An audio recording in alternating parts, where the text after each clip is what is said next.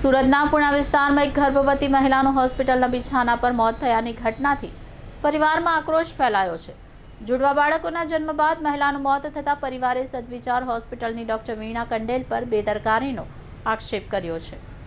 પરિવાર દ્વારા મળતી માહિતી મુજબ નિકિતા ગોસ્વામી નામની ગર્ભવતી મહિલાને ડિલિવરી માટે હોસ્પિટલમાં દાખલ કરવામાં આવી હતી। જુડવા બાળકોના સફળ જન્મ બાદ માતાની હાલત અચાનક બગડી અને તેણીનું મોત થયું। બંને નવજાત બાળકો હાલ સારવાર હેઠળ છે। મૃતકના પરિવારજનોએ ડોક્ટર વીણા કંડેલ પર ગંભીર લાપરવાહીનો આરોપ મૂક્યો છે। તેમનો આક્ષેપ છે કે ડોક્ટરે સમયસર યોગ્ય સારવાર ન આપવાને કારણે નિકિતાનું મોત નીપજ્યું। ઘટનાની તપાસ અને ન્યાય ન મળે ત્યાં સુધી પરિવારે મૃતદેહ સ્વીકારવાનો ઇનકાર કર્યો છે। નિકિતાનો મૃતદેહ સ્વિમર હોસ્પિટલ ખાતે પોસ્ટમોર્ટમ માટે મોકલવામાં આવ્યો છે। પરિવારે પોલીસ પાસે ફરિયાદ દાખલ કરી ન્યાયની માંગણી કરી છે। પોલીસ અધિકારીઓએ ઘટનાની તપાસ શરૂ કરી છે અને બંને પક્ષોના વિધિવત નિવેદન લેવામાં આવ્યા છે। હોસ્પિટલ સંચાલકોનો પક્ષ હજી સુધી કોઈ જવાબ આપ્યો નથી।